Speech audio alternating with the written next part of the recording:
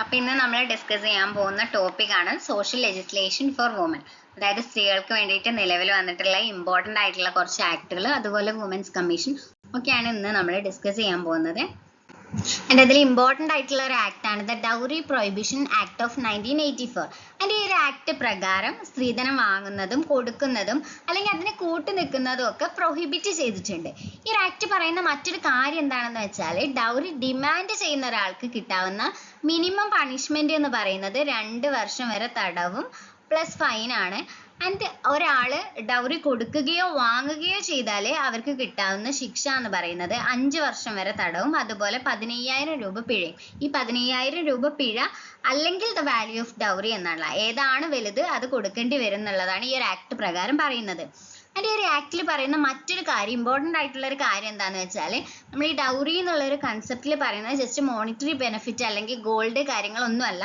അതായത് അത് മാത്രമല്ല, in connection with marriage exchange ചെയ്യുന്ന, ഇൻഡയറക്ട്ലി ഓർ ഡയറക്ട്ലി എക്സ്ചേഞ്ച് ചെയ്യുന്ന ഏതൊരു പ്രോപ്പർട്ടി അല്ലെങ്കിൽ വാല്യുബിൾ സെക്യൂരിറ്റിനെയും ഡൗറി എന്നുള്ള ഒരു കൺസെപ്റ്റിൽ ഇവിടെ കാണുന്നുണ്ട്. സ്ത്രീധനത്തിന്റെ പേരിൽ സ്ത്രീകൾ നേരിടേണ്ടി വരുന്ന ക്രൂവൽറ്റീസ് അല്ലെങ്കിൽ അബ്യൂസസ് ഒക്കെ തടയാൻ വേണ്ടിയിട്ട് 1983 IPC ആഡ് ചെയ്തിരിക്കുന്ന സെക്ഷൻ ആണ് സെക്ഷൻ 498A. അതുപോലെ തന്നെ CRPC ആഡ് ചെയ്തിരിക്കുന്ന സെക്ഷൻ ആണ് സെക്ഷൻ 198A. പിന്നെ നമ്മൾ ഓർത്തിരിക്കേണ്ട ഇമ്പോർട്ടൻ്റ് ആയിട്ടുള്ള ഒരു പോയിന്റ് എന്താണെന്ന് വെച്ചാൽ, 2024 ജൂലൈ 1 തൊട്ട് IPC അറിയപ്പെടുന്നത് ഭാരതീയ ന്യായ സംഹിത എന്നും അതുപോലെ CRPC അറിയപ്പെടുന്നത് ഭാരതീയ നാഗരിക് സുരക്ഷാ സംഹിത എന്നുമാണ്. വളരെ ഓർത്തിരിക്കേണ്ട കാര്യമാണത്.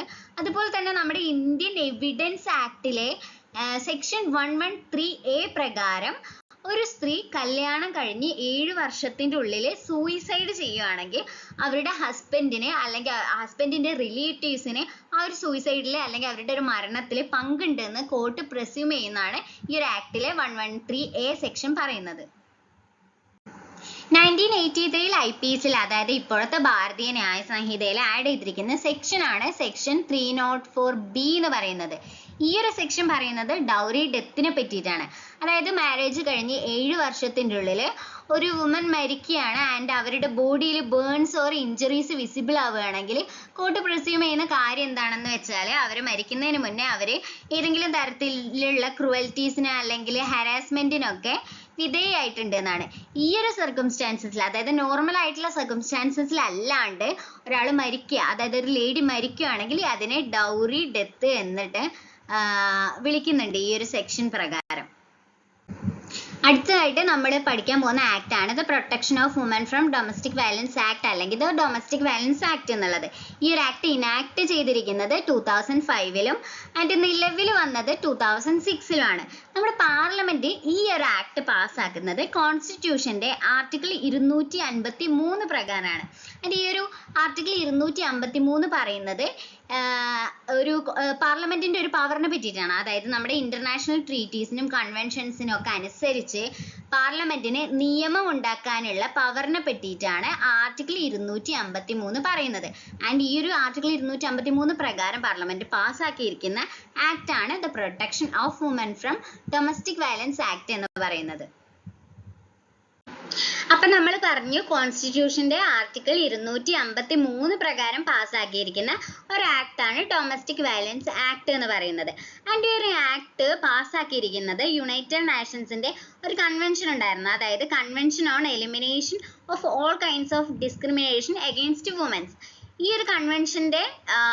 ഒരു കൺവെൻഷനിൽ യുണൈറ്റഡ് നേഷൻസിന്റെ റെക്കമെൻഡേഷനെ ബേസ് ചെയ്തിട്ടാണ് ഈ ഒരു ഡൊമസ്റ്റിക് വയലൻസ് ആക്ട് ഇന്ത്യയിൽ പാസ്സാക്കിയിട്ടുള്ളത്. ആൻഡ് നമ്മുടെ ഈ ഒരു ഡൊമസ്റ്റിക് വയലൻസ് ആക്ടിൽ ഡൊമസ്റ്റിക് വയലൻസിനെ പറഞ്ഞിരിക്കുന്നത് എങ്ങനെയാണെന്ന് വെച്ചാൽ ഒരു കോംപ്രഹെൻസീവ് വേയിലാണ്. അതായത് physically, mentally, verbally, emotionally, sexually അല്ലെങ്കിൽ എക്കണോമിക്കലി ഒക്കെ ആയിട്ടുള്ള അബ്യൂസ്, അതും അല്ലെങ്കിൽ ഹരാസ്മെന്റ്, ഡൗറിക്ക് വേണ്ടിയിട്ടുള്ള ഹരാസ്മെന്റ്, പിന്നെ വിക്ടിമിനെ അല്ലെങ്കിൽ അവരുമായിട്ട് റിലേറ്റഡ് ആയിട്ടുള്ള ആൾക്കാരെ അബ്യൂസ് ചെയ്യുക, ത്രെട്ടൺ ചെയ്യുക, ഇതൊക്കെ ഡൊമസ്റ്റിക് വയലൻസിന്റെ പരിധിയിൽ വരുന്നതായിട്ടാണ് ഈ ഡൊമസ്റ്റിക് വയലൻസ് ആക്ടിൽ മെൻഷൻ ചെയ്യുന്നത്. അടുത്തതായിട്ട് കുറച്ച് ടൈപ്സ് ഓഫ് റിലീഫ്സിനെ പറ്റിയിട്ടാണ് ഈ ഒരു ആക്ടിൽ മെൻഷൻ ചെയ്യുന്നത്. ആൻഡ് അതിൽ ഒന്നാമതായിട്ട് പറയുന്നത് എന്താന്ന് വെച്ചാൽ മജിസ്ട്രേറ്റിന്റെ പ്രൊട്ടക്ഷൻ ഓർഡേഴ്സിനെ പറ്റിയിട്ടാണ്.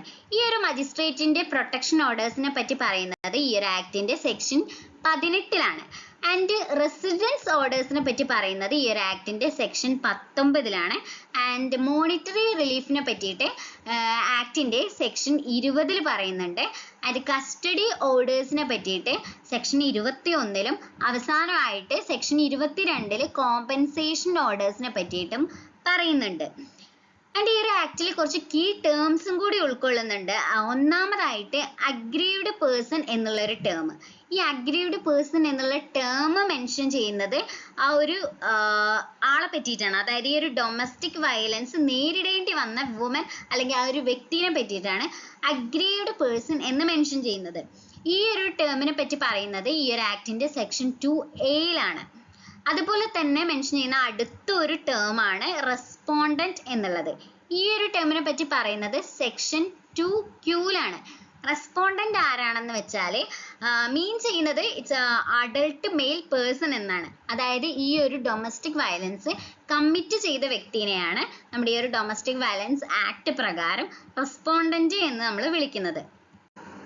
അടുത്ത നമ്മളെ ടോപ്പിക് എന്ന് പറയുന്നത് വുമൻസ് കമ്മീഷൻ ആണ്. And the national commission for woman establish ചെയ്തിരിക്കുന്നത് 1992 under the act the national commission for woman act in 1990. അതായത് 1990 national commission for woman act പ്രകാരം 1992 നിലവിൽ വന്ന കമ്മീഷനാണ് the national commission for woman എന്ന് പറയുന്നത്. ഈ സ്ത്രീകളുടെ ലീഗൽ റൈറ്റ്സ് ഒക്കെ സേഫ് ഗാർഡ് ചെയ്യാനും അതുപോലെ അവരുടെ ഗ്രീവൻസസ് ഒക്കെ അഡ്രസ് ചെയ്യാനും വേണ്ടിയിട്ടാണ് ഈ ഒരു കമ്മീഷൻ നിലവിൽ വരുന്നത്. നമുക്ക് നാഷണൽ ലെവലിൽ ഇങ്ങനെ ഒരു കമ്മീഷൻ ഉള്ളതുപോലെ തന്നെ സ്റ്റേറ്റ് ലെവലിൽ വരുന്ന കമ്മീഷനാണ് ദ കേരള വുമൻസ് കമ്മീഷൻ എന്ന് പറയുന്നത്. ഈ ഒരു കമ്മീഷൻ എസ്റ്റാബ്ലിഷ് ചെയ്തിരിക്കുന്നത് 1996 ആൻഡ് നമ്മുടെ ഈ ഒരു നാഷണൽ കമ്മീഷൻ ഫോർ വുമൻസിലെ മെമ്പേഴ്സിന്റെ ടെന്യൂർ എന്ന് പറയുന്നത് 3 വർഷം അല്ലെങ്കിൽ സെൻട്രൽ ഗവൺമെന്റ് പറയുന്ന പർട്ടിക്കുലർ ഡ്യൂറേഷൻ എന്നുള്ളതാണ്. നമ്മൾ പറഞ്ഞു 1992 the national commission for women നിലവിൽ വരുന്നത്. ഡേറ്റ് വരുന്നത് 31 ജാനുവരി ആൻഡ് അന്ന് ഇതിന്റെ ചെയർപേഴ്സൺ ആയിട്ട് ആദ്യമായിട്ട് വരുന്നത് ജയന്തി പട്നായിക് ആണ്. അതായത് ദ നാഷണൽ കമ്മീഷൻ ഫോർ വുമന്റെ ആദ്യത്തെ ചെയർപേഴ്സൺ എന്ന് പറയുന്നത് ജയന്തി പട്നായിക് ആണ്. ആൻഡ് ഈ ഒരു commission composed of 5 members 5 members ഉള്ള ഒരു കമ്മീഷനാണ് the national commission for woman എന്ന് പറയുന്നത്. ആൻഡ് ഈ ഒരു 5 മെമ്പേഴ്സിനെയും നോമിനേറ്റ് ചെയ്യുന്നത് സെൻട്രൽ ഗവൺമെന്റ് ആണ്. അതിൽ ഒരു മെമ്പറെങ്കിലും അറ്റ്ലീസ്റ്റ് ഒരു മെമ്പറെങ്കിലും ഷെഡ്യൂൾഡ് കാസ്റ്റ് ആൻഡ് ഷെഡ്യൂൾഡ് ട്രൈബിലെ മെമ്പർ ആയിരിക്കണം എന്നുള്ളൊരു നിർബന്ധം ഉണ്ട് ആ ഒരു മെമ്പേഴ്സിനെ നോമിനേറ്റ് ചെയ്യുന്ന ഒരു കാര്യത്തിൽ. ആൻഡ് നമ്മുടെ ഈ ഒരു കമ്മീഷന്റെ പ്രൈമറി ഫംഗ്ഷൻ ആയിട്ട് വരുന്നത് സ്ത്രീകളുമായിട്ട് ബന്ധപ്പെട്ട് ഭരണഘടനാപരമായിട്ട് നിയമപരമായിട്ട് വരുന്ന പ്രശ്നങ്ങൾ അന്വേഷിക്കുകയും അതുപോലെ വിലയിരുത്തുകയൊക്കെ ചെയ്യുന്നതാണ്. ആൻഡ് ഇനി നമ്മൾ പഠിക്കാൻ പോകുന്നത് ഈ ചെയർപേഴ്സൺസിന്റെ ലിസ്റ്റാണ്. അതായത് നാഷണൽ കമ്മീഷൻ ഫോർ വുമൻസിന്റെ ഇതുവരെയുള്ള ചെയർപേഴ്സൺസിന്റെ ലിസ്റ്റാണ് ഇവിടെ കൊടുത്തിട്ടുള്ളത്. അത് കൂടാതെ തന്നെ ഇപ്പം നിലവിൽ നമ്മുടെ നാഷണൽ കമ്മീഷൻ ഫോർ വുമന്റെ ചെയർപേഴ്സൺ ആയിട്ടുള്ളത് വിജയ കിഷോർ രഹട്കർ ആണ്. അതുകൂടി നമ്മൾ ഇതിന്റെ കൂടെ കൂട്ടിച്ചേർക്കേണ്ടതുണ്ട്. The national food security act ആണ് നമുക്ക് അടുത്തതായിട്ട് നോക്കാനുള്ള part. And the national food security act നിലവിൽ വരുന്നത് 2013 ഈ ഒരു ആക്ട് പ്രകാരം വന്ന മാറ്റങ്ങൾ എന്തൊക്കെയാണെന്ന് വെച്ചാൽ അല്ലെങ്കിൽ ഈ ആക്ട് പ്രൊവൈഡ് ചെയ്യുന്ന കാര്യങ്ങൾ ന്യൂട്രീഷണൽ സപ്പോർട്ട് ഫ്രീ മീൽസിലൂടെ ന്യൂട്രീഷണൽ സപ്പോർട്ട് പ്രൊവൈഡ് ചെയ്യുക, അതുപോലെ മെറ്റേണിറ്റി ബെനഫിറ്റ്സ് സ്ത്രീകൾക്ക് ലഭ്യമാക്കുക, അതുപോലെ എൽഡസ്റ്റ് വുമനെ ഹൗസ് ഹോൾഡിലെ ഹെഡ് ആക്കുക തുടങ്ങിയിട്ടുള്ള കാര്യങ്ങളൊക്കെയാണ് ഈ ഫുഡ് സെക്യൂരിറ്റി ആക്ട് പ്രൊവൈഡ് ചെയ്യുന്ന കാര്യങ്ങൾ. ആൻഡ് ഈ ഒരു ആക്ട് ഓഫർ ചെയ്യുന്ന വേറെ ഓപ്പർച്യൂണിറ്റീസ് എന്തൊക്കെയാണെന്ന് വെച്ചാൽ ഇതൊരു റൈറ്റ് ബേസ്ഡ് അപ്രോച്ച് ആണ്. കൂടാതെ വുമൻ എംപവർമെന്റ്, അതുപോലെ പബ്ലിക് ഡിസ്ട്രിബ്യൂഷൻ സിസ്റ്റത്തിന്റെ ഒരു റിഫോം, അതുപോലെ റീവൈറ്റലൈസേഷൻ ഓഫ് അഗ്രികൾച്ചർ എന്നുള്ളതൊക്കെയാണ് ഫുഡ് സെക്യൂരിറ്റി ആക്ടിന്റെ മറ്റ് സവിശേഷതകൾ. നെക്സ്റ്റ് നമ്മുടെ ഈ ആക്ടുമായിട്ട് ബന്ധപ്പെട്ട് ഒന്ന് രണ്ട് കോൺസ്റ്റിറ്റ്യൂഷണൽ പ്രൊവിഷൻസിനെ പറ്റിയിട്ടാണ് നമ്മൾ ഡിസ്കസ് ചെയ്യുന്നത്. ആദ്യം തന്നെ നമ്മുടെ ഫണ്ടമെന്റൽ റൈറ്റിന്റെ പാർട്ടായിട്ടുള്ള ആർട്ടിക്കിൾ 21. അതായത് ആർട്ടിക്കിൾ 21 പറയുന്നത് റൈറ്റ് ടു ലൈഫ് ആണ്. Right to life including the right to food. Okay, അപ്പൊ ഈ ഒരു ആർട്ടിക്കിൾ പ്രകാരം ഏതൊരു ഇന്ത്യൻ സിറ്റിസനും ബെറ്റർ ആയിട്ടുള്ള ഒരു ലൈഫിനും അതുപോലെ റൈറ്റ് ടു ഫുഡിനും അവകാശമുണ്ട്.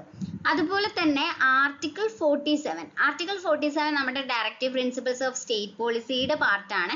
ആൻഡ് ഇതനുസരിച്ച് നമ്മുടെ സ്റ്റേറ്റ് ജനങ്ങൾക്ക് വേണ്ട ന്യൂട്രീഷൻ സപ്പോർട്ട്, അതുപോലെ സ്റ്റാൻഡേർഡ് ഓഫ് ലിവിങ് ഇംപ്രൂവ് ചെയ്യാനുള്ള മെഷേഴ്സ് എടുക്കേണ്ട കാര്യങ്ങൾ, അതുപോലെ പബ്ലിക് ഹെൽത്ത് എങ്ങനെ ഇംപ്രൂവ് ചെയ്യണം എന്നുള്ള കാര്യങ്ങളൊക്കെ മെൻഷൻ ചെയ്യുന്ന ആർട്ടിക്കിളാണ് ആർട്ടിക്കിൾ 47. അതായത് ഈ ഒരു ആർട്ടിക്കിൾ പ്രകാരം ജനങ്ങൾക്ക് കിട്ടേണ്ട പബ്ലിക് ഹെൽത്ത് ഇംപ്രൂവ്മെന്റ്, അതുപോലെ ന്യൂട്രീഷൻ, സ്റ്റാൻഡേർഡ് ഓഫ് ലിവിങ്ങിനൊക്കെ സ്റ്റേറ്റ് എടുക്കേണ്ട മെഷേഴ്സിനെ കുറിച്ചിട്ട് മെൻഷൻ ചെയ്യുന്നുണ്ട്. അതുപോലെ ഈ ഒരു ആക്ട്, അതായത് നമ്മുടെ ഈ ഒരു ഫുഡ് സെക്യൂരിറ്റി ആക്ട് പ്രകാരം ഇന്ത്യയിലെ ജനങ്ങളുടെ 67.5% കവർ ചെയ്തിട്ടുണ്ട്. അല്ലെങ്കിൽ 67.5% ഇന്ത്യയിലെ ജനങ്ങളും ഇതിന്റെ ഒരു ബെനിഫിഷ്യറീസ് ആണ് എന്നാണ് പറയപ്പെടുന്നത്. ആൻഡ് അതിൽ 75% പേരും, അതായത് റൂറൽ ഏരിയാസിന്റെ 75%, അർബൻ ഏരിയാസിലെ 50% ഇതിന്റെ ബെനിഫിഷ്യറീസ് ആണ് എന്നാണ് പറയുന്നത്. ഇനി ഈ ഒരു ആക്ടിന്റെ സിഗ്നിഫിക്കൻസ് ആൻഡ് സാലിയൻസ് ഫീച്ചേഴ്സിനെ പറ്റി ഡിസ്കസ് ചെയ്യാനാണെങ്കിൽ ആദ്യമായിട്ട് പറയുന്ന ഒരു പോയിന്റ് ആണ് റൈറ്റ് ബേസ്ഡ് അപ്രോച്ച്. നമുക്കറിയാം, നമ്മൾക്ക് എല്ലാവർക്കും പബ്ലിക് ഡിസ്ട്രിബ്യൂഷൻ സിസ്റ്റത്തിലൂടെ ഒരുപോലെയുള്ള സാധനങ്ങളാണ് കിട്ടുന്നത്, അല്ലല്ലോ. ചെറിയൊരു ഡിഫറൻസ് ഉണ്ട് അവിടെ. അതായത് ആളുകളുടെ നീഡ് അനുസരിച്ച് അവർക്ക് സാധനങ്ങൾ കൊടുക്കുക എന്നുള്ളൊരു കൺസെപ്റ്റ് ആണ് അവിടെ വരുന്നത്, right based approach. Then life cycle approach. നമുക്കറിയാം, ഓരോ ലൈഫ് സൈക്കിളിൽ ഓരോ സ്റ്റേജസിന് വേണ്ടിയിട്ടുള്ള കാര്യങ്ങൾ ഈ ഒരു ആക്ട് പ്രകാരം പ്രൊവൈഡ് ചെയ്യുന്നുണ്ട്. ഒരു ഉദാഹരണം പറയാനാണെങ്കിൽ ഇൻഫാൻസിന് വേണ്ടിയിട്ടുള്ളത്, അതുപോലെ പ്രഗ്നന്റ് ലേഡീസിന് പറ്റിയിട്ടുള്ളത്, അതുപോലെ അഡോൾസെന്റ് ഏജിലുള്ള കുട്ടികൾക്ക് വേണ്ടിയിട്ടുള്ളതൊക്കെ സപ്പോർട്ട്, ന്യൂട്രീഷണൽ സപ്പോർട്ട് അല്ലെങ്കിൽ മറ്റ് സപ്പോർട്ട് കാര്യങ്ങളൊക്കെ ഈ ഒരു ആക്ട് പ്രകാരം നമുക്ക് കിട്ടുന്നുണ്ട്. അതുപോലെ നെക്സ്റ്റ് ഒരു പോയിന്റ് ആയിട്ട് വരുന്നതാണ് ഫുഡ് സെക്യൂരിറ്റി അലവൻസ്. ഈ സ്റ്റേറ്റ് പ്രൊവൈഡ് ചെയ്യുന്ന ഫുഡ് സെക്യൂരിറ്റി അലവൻസിനെ പറ്റിയിട്ടാണ് ഇവിടെ മെൻഷൻ ചെയ്തിട്ടുള്ളത്. Then nutritional support women and children. നമ്മൾ ഓൾറെഡി പറഞ്ഞു, സ്ത്രീകൾക്കും കുട്ടികൾക്കും വേണ്ടിയിട്ടുള്ള ന്യൂട്രീഷണൽ സപ്പോർട്ട് പ്രൊവൈഡ് ചെയ്യുന്ന കാര്യം. Then women empowerment. Then grievance redressal mechanism. നമുക്കറിയാം, നമ്മുടെ ഈ ഒരു ആക്ട് പ്രകാരം നാഷണൽ ഫുഡ് കമ്മീഷന്റെ അല്ലെങ്കിൽ സ്റ്റേറ്റ് ഫുഡ് കമ്മീഷന്റെ അണ്ടറിൽ ഒരു ഗ്രീവൻസ് റിഡ്രസൽ മെക്കാനിസം വർക്ക് ചെയ്യുന്നുണ്ട്. അതിനെ പറ്റിയിട്ടാണ് ഈ ഒരു സിഗ്നിഫിക്കൻസ് ആയിട്ട് ഇവിടെ മെൻഷൻ ചെയ്തിട്ടുള്ളത്. then ഫൈനൽ ആയിട്ടുള്ള ഒരു point social audit and penalty provisions. ഈ ഒരു നമ്മുടെ നിലവിലുള്ള ഒരു പബ്ലിക് ഡിസ്ട്രിബ്യൂഷൻ സിസ്റ്റത്തെ എല്ലാം ഫ്രീക്വന്റ് ആയിട്ടുള്ള അല്ലെങ്കിൽ കൃത്യമായ ഇടവേളകളിൽ സോഷ്യൽ ഓഡിറ്റിന് വിധേയമാവണം, അല്ലെങ്കിൽ അവിടെ യാതൊരു തരത്തിലുള്ള മാൽ പ്രാക്ടീസസ് ഒക്കെ നടക്കാൻ പാടില്ല, അല്ലെങ്കിൽ പബ്ലിക്കിന് ഓപ്പൺ ആയിരിക്കണം എന്നുള്ളൊരു കൺസെപ്റ്റ് ആണ് ഇവിടെ ഈ പോയിന്റ് കൊണ്ട് ഉദ്ദേശിച്ചിട്ടുള്ളത്.